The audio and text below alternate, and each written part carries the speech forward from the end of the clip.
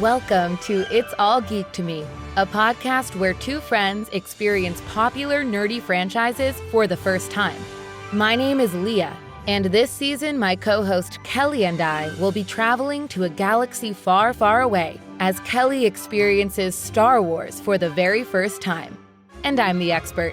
Let's dive in. And we're back. I feel like I kind of have to say it now. Why are you copying me? Why are you copying me? Is this the real Clone War? Yeah, I'm the clone. You're the Jango Fett.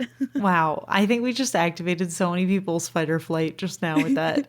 Yeah, probably. I apologize. Anyway, we just watched the second section of Star Wars Episode 2. Attack of the Clones. I already forgot the name of it. Attack of the Clones. I keep on wanting to call it the Clone Wars. I also keep wanting to call it the Clone Wars. So because every time I say Attack of the Clones, you say the Clone Wars. And I'm like, well, okay, so is it the Clone Wars? No, that's the TV show that I never watched, but I heard is really good. Ooh, maybe we can watch it together. I heard that the TV show makes Anakin Skywalker less of a weenie. Of a weenie? Yeah, he's a weenie. Oh my gosh.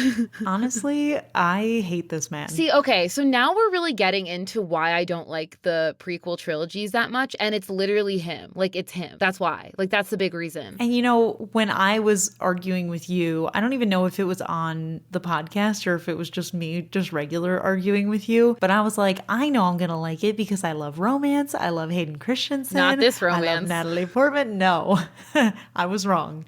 I fully accept that now. Yeah. It's just so tough because I think back to, obviously 4, 5, and 6 came out way before this did. But in those movies, Obi-Wan talks about Anakin Skywalker and he says he was like a noble man and all these things. It's like, first of all, he's not a man. No. He's a boy. He's not a man. Yeah. And second of all, he's not really that noble and he never really was. He's just like a whiny little baby. Yeah, but even beyond the whining, I feel like he's very self-serving. Yeah. And he never seems to have the greater good in mind, even in this section, which it's all I'm about sure we'll him. get into a lot. But yeah, it's fully his desires, his goals. There's nothing about what's best for the Republic, what's best for Padmé, what's best for the people, Yeah. It's always just what's best for him and what he wants. And not only in the long term, it's just what he wants in this exact moment right now. Right, exactly. So yeah, that's like one of my biggest gripes with it is that I was excited to see this descent into evilness of this great Jedi that we've heard about, but like he's not really that great. So yeah, I see where you're coming from because I think it would be a more significant story to have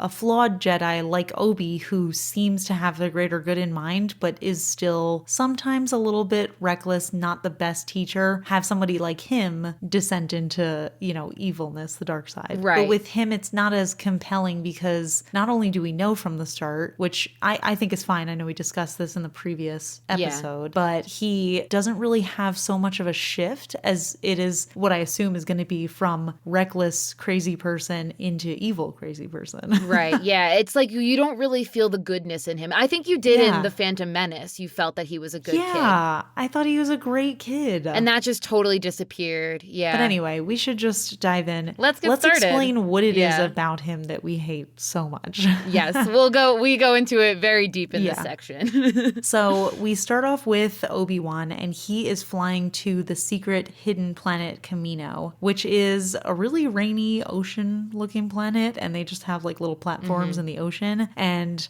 honestly, I kind of vibe with that planet. Yeah, I like the aliens there too. Every time we visit a new planet, I'm like, I could live here. Yeah, and something about the aliens on this planet in particular, I think there's something really like cool about them. I love how tall they are. I knew that you were gonna love awesome. them. I knew, because they're so like yeah, floaty, yeah, they seem very regal. Mm-hmm. Yeah, very fancy. So he lands on one of like the landing pads. He goes into this building, and then we've got this super tall, super skinny, flowy alien, and she's like, Master Jedi, the Prime Minister is expecting you. And Obi is not expecting that.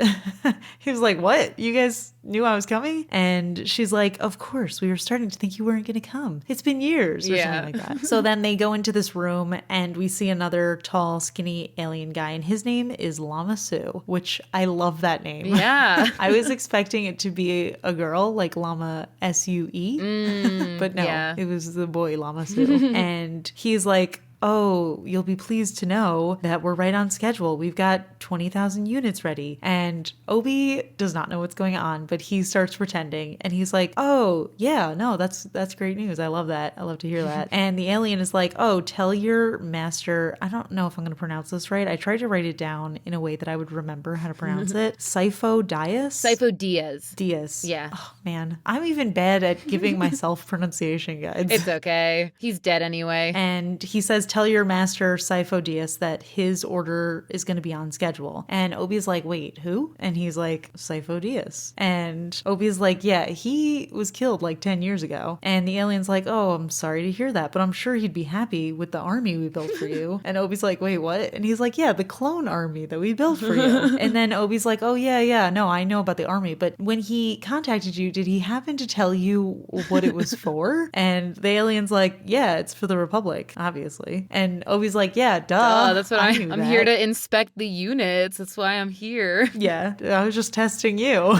So then we cut back to Anakin and Padme. I need to cut in for just a second and talk about this section. Okay. I am always like, this movie would be so much better if you just cut out all of this Anakin and Padme stuff and we just stayed on Obi-Wan and the clone army. Every time it switches back, I'm like, oh, this again. No, not more of this weirdness. Write this down, frame it, save a recording of this because you'll never hear me say it again. But I wish that this romance was not in this movie. 100%. It's so cringy. It's so cringy. I was just oofing the whole time. Yes, but I want to hear your perspective. Let's go. Okay, so back on Naboo. They're on this gorgeous island and Padme is just kind of like telling her flowery little stories about how she used to go here when she was younger, and I just wrote down this must be the isolated spot that she was talking about. And they're like looking out on this sort of like balcony thing to an ocean. And Anakin is like, he goes in, I don't even want to say it, but he goes into this. You have to. I know. He goes into this long thing where he's like, I don't like sand. It's tough and sticky and whatever,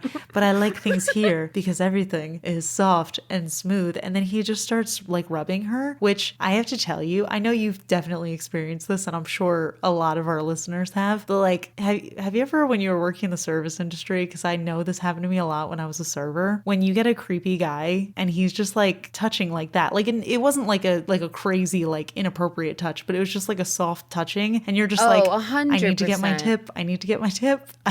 I hate this. Yeah, literally terrible. I the only story I could think of off the top of my head is I had this creepy guy I was like, would you like any dessert? And he's like, I'll have you for dessert. And I was like, I'll give you 5 minutes. Literally the worst. People listening, if you do that, please don't touch your servers. Don't do that. Just don't ever do that. It's never funny. They're never hitting on you. Never. They're never hitting on you. They just want your money. But I'm so glad that you brought up the sand line because this is like one of the biggest memes in the Star Wars fandom is this line about the sand. And I wrote it down like word for word in case you didn't talk about it. But tell me. I don't like sand. It's coarse and rough and irritating and it gets everywhere. Not like here. Here everything is soft and smooth. Ew. I don't know. It triggered me so much to my server days. I don't know why specifically, like being a server. I know it's in other professions too, but like I was just thinking like Padme's like, this guy is trying to protect me, but he's touching me. Like, what do I do? In this moment though, it's kind of like, has she been playing the whole time and just like, has she had feelings for him this whole time and she's just been like repressing them, I guess? Yes, that's the exact thing that upsets me because it's like, is she just placating him because he is her only form of protection right now? Or did she secretly have feelings for him all along? But even then, even if she had feelings, she did set her boundaries. And exactly. I don't know, it creeps me out so much. And then putting her in that like backless dress, I feel like made it worse. Oh, with the touching of the back. Oh. Yeah, that she was like so exposed. But I guess I have to assume that she was into him the whole time and just like because of her position. No, that's definitely how it is. But yeah, but like it just reads so creepy. Yeah, it's still definitely super creepy. And I think it puts her in an awkward position because I keep on thinking it from the perspective of if she is being honest and if she genuinely does not feel that way for him, this is a very bad situation for her to be stuck in on an isolated island with him where he is her only source of protection from being murdered from somebody who's trying to kill her. Yeah. And he does not seem very interested in protecting her. They're he just like seems very interested, in hooking up, which I don't love to see. But yeah, no, I definitely feel bad for her. I guess in a way I'm like relieved that she also likes him because I'm like, thank goodness. Because otherwise this would be bad. Yeah. So she's just like looking at him. And I thought before he kissed her, I thought it was a look of disgust that she's like, this guy's touching me and I have no idea what to do. Why are you touching me? And then he leans in and kisses her and she kisses him back. And then at that point I was like, oh, thank God. If this was that kind of movie, I don't know how far I could go into it. But yeah, no. So she's into it for a minute and then she like pulls away really quick and she's like, I'm sorry, I shouldn't have done. No, she doesn't say I'm sorry. She says, no, I shouldn't have done that. And then he says, I'm sorry. Yeah. And I'm like, honey, you didn't do anything. She didn't do anything. He did all of that. But at least we can see a little bit of her kind of internal warring with herself of like, I do like him, but I've been trying really hard to pretend that I don't. So this was a bad idea. Yes. Anyway, back to the more exciting part of this film. We cut back to the clone army and alien prime minister guy is walking Obi through and he's kind of explaining what they are and how they're superior to droids and just basically the process of how they build them. And I didn't get too much detail on that up until the Jango Fett. So I don't know if there's anything you want to throw in about the details of the clone process. I mean, just that they are under some sort of age acceleration and that they have been modified to make them completely obedient. Yes, very scary. So then he talks about the original host, which I assume is the guy who was cloned, right? I don't know why they're referring to him as a host, though. Well, because he's not a clone. He's a real person, but they're using him to make the clones. And his name is Jango Fett. And I wrote down, is he related to Boba Fett? Is he? And he is. So prediction right kind for of me. Well, yeah, I mean, he refers to him as a son, basically. But he does say that Jango is still there. They keep him there. And he agreed to do it on the condition that he could get an original clone of himself. Yeah. And I was like, Boba, is that you? And that clone won't have any age acceleration and isn't modified in any way. Yes. So he is just an exact clone of Jango Fett. Yeah. And Obi is like, oh, I want to meet him. But he doesn't say it like that. Yeah. He's a little more professional about it. I'd like to meet this Jango Fett. And then before this scene ends, I'm pretty sure it was like the last shot in the scene, but we did see the fully grown clones in their suits. And did they look like anything to you? They looked like stormtroopers to me. They sure did look like stormtroopers. Yeah. So, and it's definitely kind of scary, especially like for Obi, I imagine, looking down and seeing tens of thousands of these soldiers that look like stormtroopers that are very intimidating looking. Yeah. I mean, at this point, stormtroopers don't exist, but it's also just like this clone army that he knows nothing about that was apparently ordered by a Jedi that Yoda obviously knew nothing about because he didn't know about Kamino. So it's like, who ordered this army? I have no idea, honestly. So then we come back to the island, unfortunately, and Padme and Anakin are having a picnic with all these waterfalls, and I wrote down, this is the meme scene, very exciting. I don't know if you know that like little like 4-panel meme. Oh yes, the meme she scene. like says something, he responds, she's like, wait, really? And then he's like making the face. So they're chatting. I don't know. This is so superfluous. I don't think it's necessary, but she's like talking about her first love. Yeah. This whole thing was like, it went from like 0 to 100 like so quickly where she's like, I absolutely want nothing to do with you. And now like they're having like a picnic in a field. Aren't they supposed to be in hiding? Like what is happening? I literally can't with this. This whole thing like makes me mad. But anyway, they're talking about like her first kiss or her first love or something. Yeah. And then Anakin's like, I get it. You don't have to talk about him. Yeah. And then Anakin is talking about how he doesn't like the political system and he says it doesn't work. And he's like, this is how it should be. People should sit around and agree on what's best for the people and do that. And Padme's like, we do that. Someone should make them agree. Yeah. So he's like going on and she's like, that sounds like a dictatorship. And then they have the meme look. And at this point, I thought it was going to be like kind of funny, but I like actually got chills during this part because they're like looking at each other and she's like, oh, you're making fun of me. And she starts laughing. And I'm like, dude, he's not making fun of you. He is thinking about a dictatorship. He's literally down for this. Yeah. This is scary. This is a red flag. You should run. No, she is blinded by something. I don't know what, but his sexy braid. Yeah, she loves that braid. She can't wait to pull on it.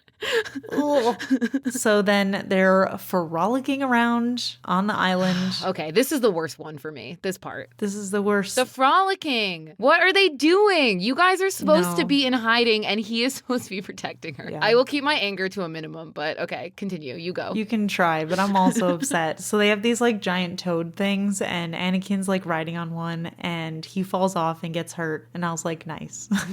And then Padme is like, uh-oh, and she rushes over to help him, and he's laughing. And then they just roll around each other. What? Why? Why? Why? Why? Why? This is so unprofessional. I just have to Let's say. just have a whole podcast of us just being like, why? Why are they doing why? this? Why? Why is this necessary? It literally gets worse, though. So it just continuously gets worse. No, I mean, throughout this scene, like the next scene we see them in, I'm like, oh, God. Ew. This is that like put me off so much to the point where I was like, I hate this. I get why you hate this movie. Yeah. But it's like, I love the rest of it. Like, I think the clones are really cool. Yeah. No, I think it's such a compelling story. It's just, and I think if anything, it's a mark of a good character. I shouldn't say this because I know you'll get upset, but it's a mark of good writing when a character is so upsetting that you passionately hate them. Like, I think that's so much better than being indifferent to a character because, you know, it's inciting a reaction in you. So I think it's good writing. Good writing.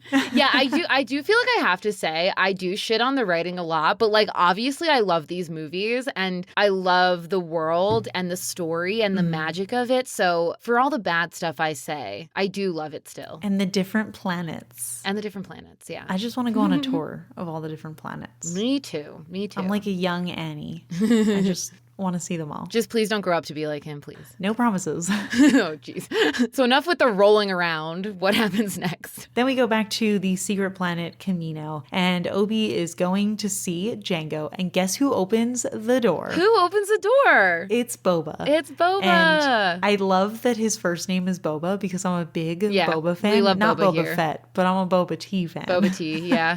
Me as well. Delish. So I was like, this is probably why Leah likes him so much. This is exciting. I feel like I have to find this picture and send it to you. But I can't remember if I saw it in person or if I saw it online, but it was someone dressed as Boba Fett from like episode 5 when he's older. Mm-hmm. But he had a belt with Boba Tea on it. So he was Boba Fett, but like Boba Tea mashup. It was so cute. I'll find a picture. I'll send it to you. I love it. We'll tweet about it. I did see on Hot Topic there was a shirt that was like different kinds of Boba, and one of them was Boba Fett. And I was going to buy it, but then I was like, I haven't seen the whole series so far, and there's a chance that he might be a character that I do not want to associate with, so I'm not going to buy it yet. But once we're done with this series, maybe I'll buy it. Yeah. So anyway, Obi meets Jango, and they have a very weird conversation that's like a little suspicious. And again, I'm just a little confused on what exactly is going on here. Because Jango is like, oh yeah, like I'm sure you're excited about your army. And then Obi is like, yeah, who commissioned you? Sifo Dyas? And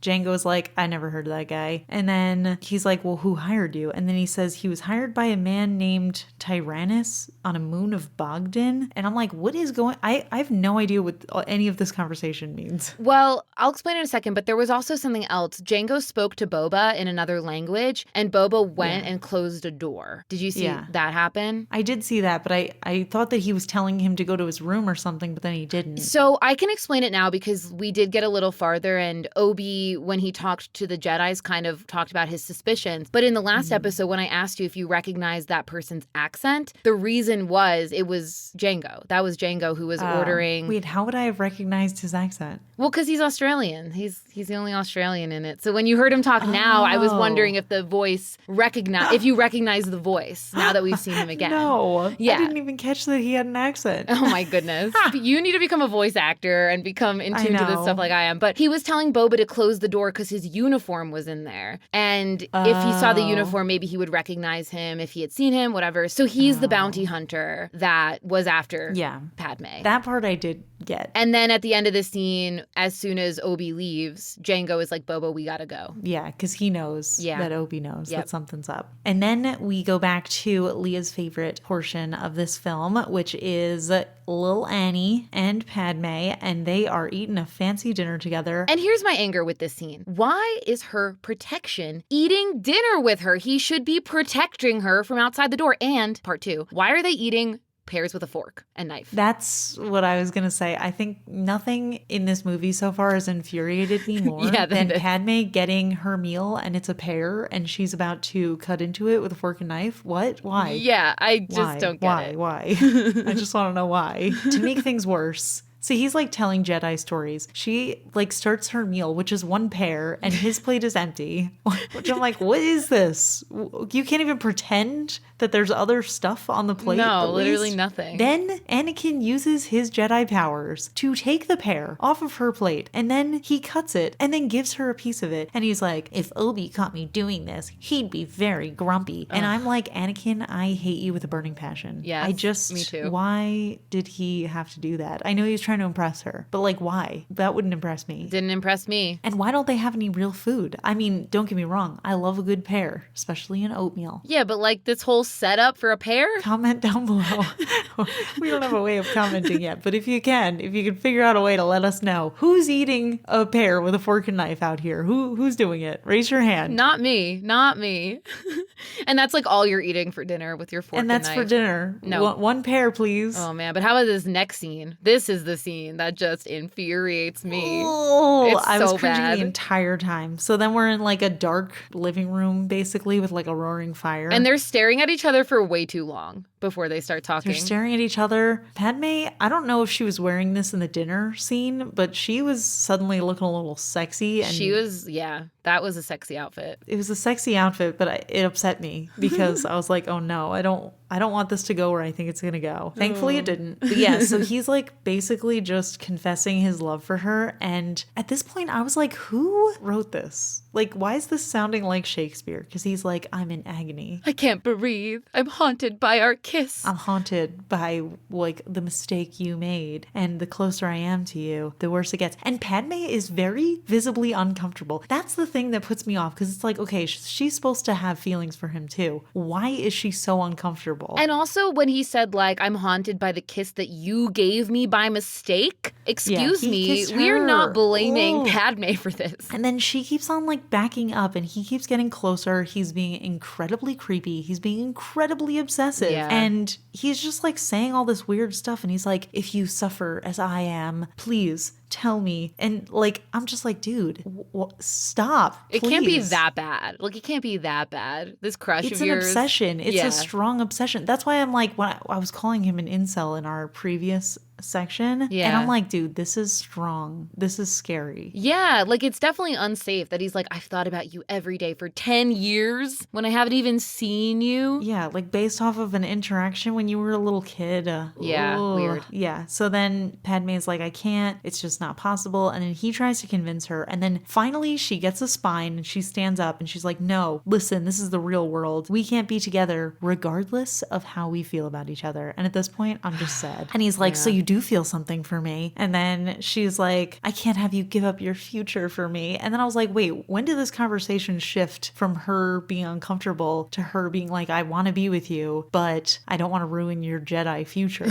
Yeah, I have no idea. So I was just saying literally 5 minutes ago that I thought it was good writing, but I do find it uncomfortable that whoever wrote this didn't make it more clear that she has strong feelings for him too. I think there's a way to make them feel like they both want each other but feel like it's wrong. And for me, the signs were very much pointing to, I am uncomfortable in this situation, but I can be convinced. Especially in the last section, I feel as though we keep saying it, like she set these really clear boundaries, but you're right. Like, I feel like there was a way when like they saw each other again, they could have been like really giddy. They could have hugged. They could have like gotten off topic because they're like so excited to see each other and just want to like catch up. And everyone was like, yo, guys, chill. Like, there was a way to make it seem like it was more mutual. And then she's now changing her mind, like, no, we can't do this because of like our positions. Yeah. But no, the whole time it just seems like she's like, no. Or even if she said stuff, like if she had made any reference like, oh, you've gotten so handsome. I mean, you've gotten older. Or like the way that he did with her. Anything to indicate that she was interested in him, because as far as I know, in the beginning, she was just like, you're just like the little tiny childish boy that I remember from when you were a little tiny boy. And it's just like, okay, she's not not into him. But now she is. Yeah, I agree. The writing didn't really give us, like, until they kissed, there was really no indication. Even then, there was really no indication that she liked him. Yeah, she seemed so uncomfortable. Yeah. So, then he's like, you're asking me to be rational, but that's not something I can do. And then at that point, that was another red flag for me because I thought the whole thing about being a Jedi was to, like, be rational.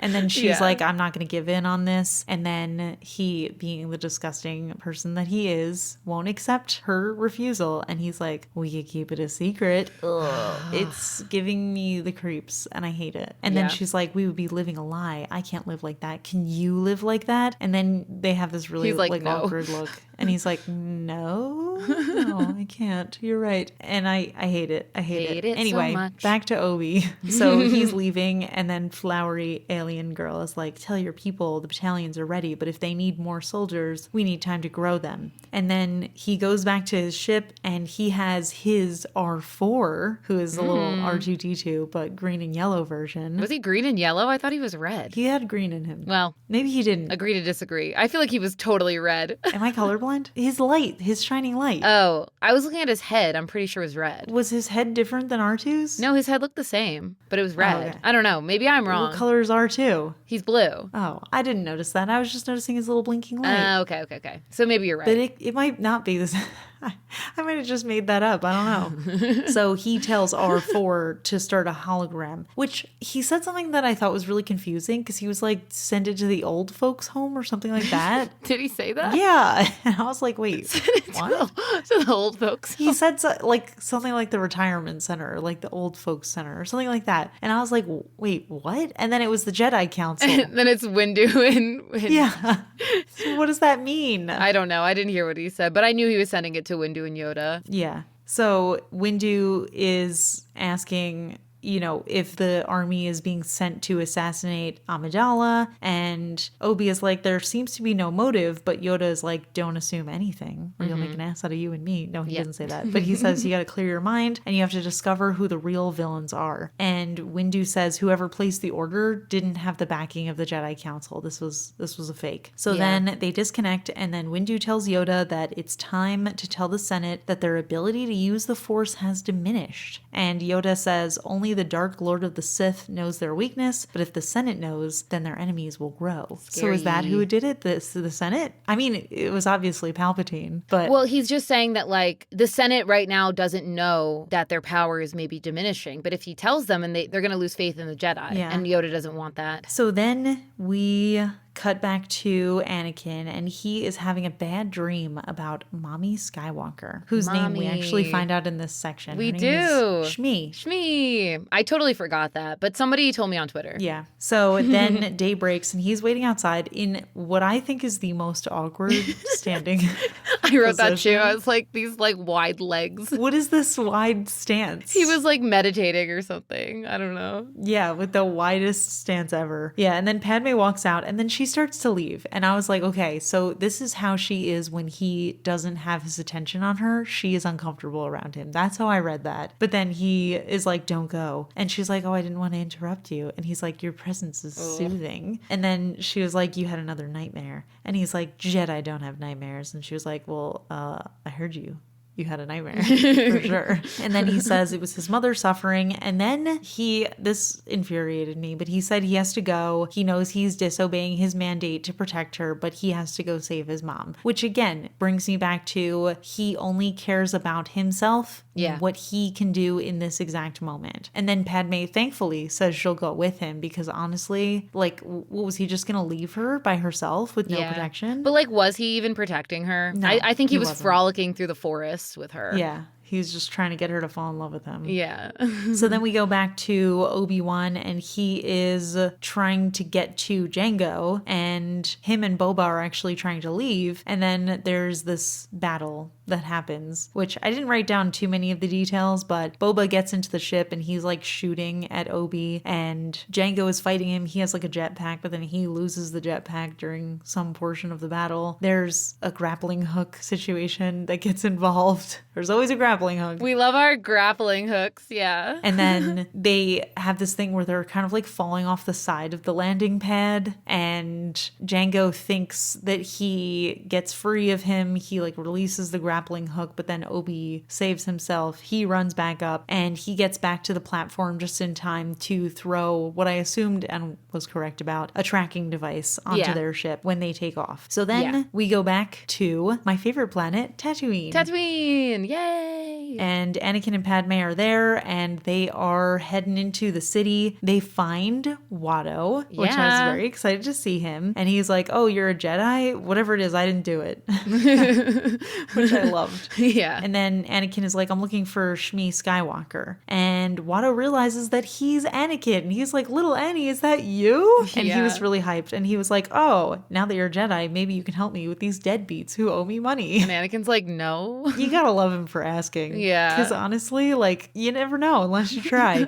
And then he's like, my mother. And Watto was like, oh yeah, I sold her years ago to a moisture farmer named Lars, but apparently he freed her and married her, so they're probably like happy together and stuff. And then he's like, oh, where? And Watto was like, oh, super far away. He mentions an area, but I didn't recognize it. Mos Eisley. And then Watto was like, but I can look through my records and help you find her, because being a Jedi is very intimidating. Sure is. Even though he's only a Padawan, he's not even a Jedi. Yeah, he's got that little braid and everything. So then we cut back to Obi, and he is following the Fetts, Jango and Boba. And Boba sees that they're being followed, and Jango is like, all right, we're going to go into the asteroid field. And then we have a couple little surprises for him. And then they're throwing seismic charges. Something like that. It's crazy, though. They're cool. Yeah. It's like silent as it blows up and then you hear the sound. I think that's awesome. Yeah, I like that a lot. But Obi does avoid them, and he's actually doing really well. There's kind of this whole chase ensuing, and Jango manages to get behind Obi and starts firing at him. And they do manage to hit his ship, but then they send out this little rocket, which I guess is like, I don't know,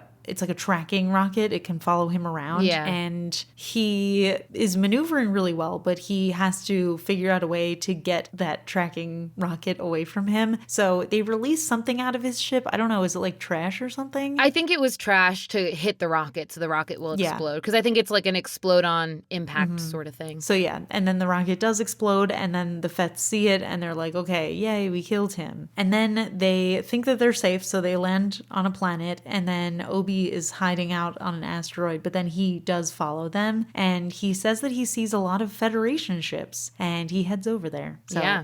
I'm realizing now that I know where the bad guys are. I forgot that I saw this part of the section. Yeah. So then meanwhile, Anakin and Padme are approaching a familiar moisture farm. Yeah. We're going back home. Our little moisture farm. And there is a droid waiting outside, and he turns around and greets them, and he's like, I'm C3.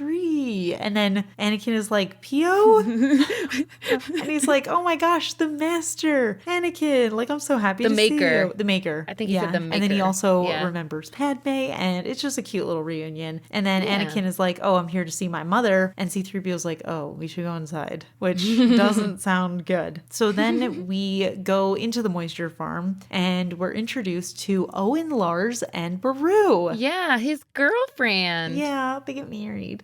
I also love the actor who plays Owen Lars. I can't remember his name, but I actually met him at a Q&A for another movie that he was in. And then I realized it was him. I didn't know it was him until I watched this again. Wow. I was like, oh my God, he's from Star Wars.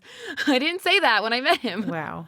But yeah, he's like, oh, I guess I'm your stepbrother. So I guess he's his stepbrother. And that's also interesting to find out that the Larses take in Luke. And they're not even actually related to him. Yeah, that is actually really interesting. But especially if this is the only interaction they really have, which I don't know. But based on what happens at the end of this section, I'm going to assume that there's not that much more of their relationship. And then we meet Klieg Lars. Yeah. And he pops out and he's like, your mom's not here. She's my wife. We should go inside and talk. And again, very ominous to say that, because you can't just be like, yeah, you know, she's been taken. Whatever. So then he explains that Tusken Raiders came for her and that it's been a month. And he says he doesn't want to give up on her, but he did lose his leg. I'm assuming fighting to try to find her or get her back. Yeah. Okay. And then Annie gets up and Owen is like, where are you going? And he's like, I'm going to go find my mother. And then Klieg is like, your mother is dead, son. Accept it. Which I thought was interesting for a lot of reasons. One, because he does refer to him as son, which I think is interesting. I know it's just a thing that like people sometimes say. But like I think it's interesting given the fact that he did marry his mom. Yeah. And it also gives him a potential avenue to say like, we could be your family, like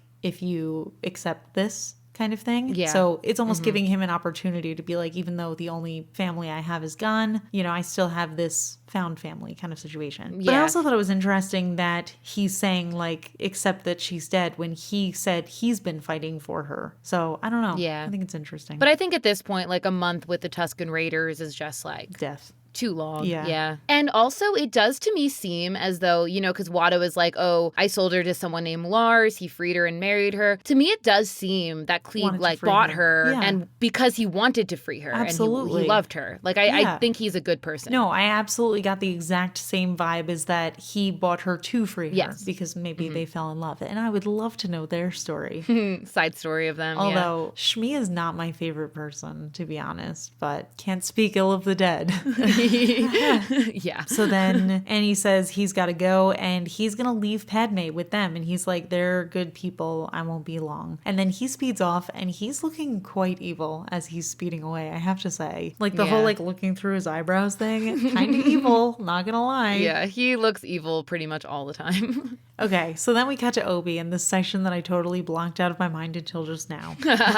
And he's going into this giant cavern thing, I guess. It's actually kind of gorgeous, I'm not gonna lie. It's cool, and there is a factory below, so you see all these like machines, and it looked like they were making droids, maybe? I wasn't 100%. And then he spies on a group talking, and we see my pal, the Trade Federation guy, Sad Fish Face. Sad fishies. Love him. And he's like, I'm not gonna sign it until Amidala is dead. And then I realized this is the separationist group. And I guess at some point they refer to him as Count Doofus because it turns out that's the guy. That is our man. Yeah, that's Count Dooku. Do you recognize his voice at all? No. From another thing we may have watched? Oh, no. He's in The Lord of the Rings. This is Christopher Lee, the incredible actor who also played Saruman. Really? Evil Saruman. Yeah. You know, I guess I'm not as good at picking these things up as I thought. I'm very good at that. Every time that you've told me somebody that I've seen in something else. Yeah, it's like you literally I'm like, just what? saw this. Yeah, the guy from The Boys, when you told me that he was in Lord of the Rings. Yeah. No, that was wild. I didn't recognize him either. Yeah. That was totally mind-blowing. Completely different. Yeah. So, yeah, they're talking about how once they combine their armies, the Jedi are going to be overwhelmed. So here is our true villains. Well, I would argue that Anakin is also a true villain. Speaking of Anakin, we cut back to him. And he sees this little settlement and he sneaks over and he goes into one of the little tent things and he finds his mom and she is in rough shape. She has clearly been tortured a lot. She's kind of strung up on like a board thing. Mm-hmm. And she's like, Annie, is that you? And he's like, I'm here, Mom, you're safe. And she's like, Annie, is that you? And I was like, what's going on?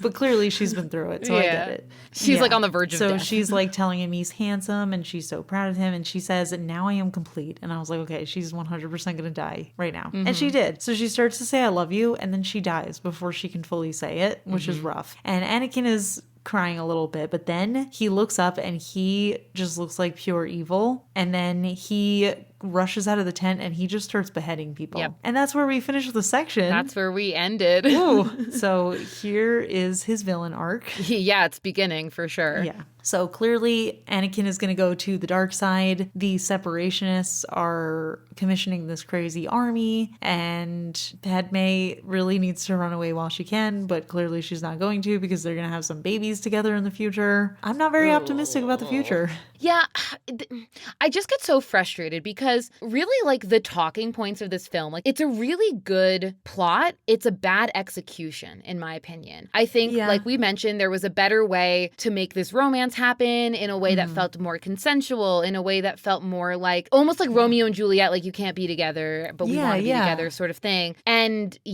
but the whole thing is just, like, cringy. And, like, Anakin's not likable. So, like, his descent into evil is kind of, like, good. Like, you suck anyway. It's fine. Like, yeah, it's not as interesting to see because he never really started out particularly pure. And I think that's what makes it a little bit poorly executed. And I just cannot say enough how much I dislike this coupling. Yeah. So bad. Very off-putting. Yeah. But that being said, I do still enjoy it so far. I don't want anybody to think that I'm not enjoying this franchise because I'm absolutely 100% loving it, like fully invested. And I love the world building that we're getting from this as well. So for that, and for Obi, who honestly, I'm not totally in on Obi in this movie, but compared to Anakin, I'm like, I love you, Obi. It's fine. Yeah, his storyline is my favorite in this movie. As I said, like, I wish they could just cut out all the scenes of Anakin and Padme and pretend like that never happened and just hear about the clone army. Well, I hate to tell you, but I think they're going to make babies together. Oh, God, are they? No. I know. Well, I guess we'll find out. Thanks for spoiling that for me. Sorry, Gosh. I'm sorry. But also, getting Jango Fett and Boba Fett, I think they're really interesting characters. It's making me want Boba. Yeah, I know. We should go get Boba. Let's do it. Not Boba Fett. Boba tea. Let's go get Boba tea. Boba Fett Boba tea. But yeah, I gotta find that picture of the cosplayer I saw and we can post it on Twitter. It's so cool. There's gotta be a bubble tea store that does a Boba Fett flavor. There has to be. It would be such a missed opportunity if not. Well, anyway, we're gonna go get some boba, but we will be back next week to finish off this movie. Episode 2. Attack of the Clones. Attack of the Clone Wars. Thank you for saying it. Cloning out big time. The cloners are here, baby. Okay, bye. You've been listening to the It's All Geek to Me podcast, hosted by Leah and Kelly. Make sure to hit subscribe in your favorite podcast player and give us a rating. You can also follow us on Twitter at All Geek Podcast. New episodes drop every Thursday. See you next week.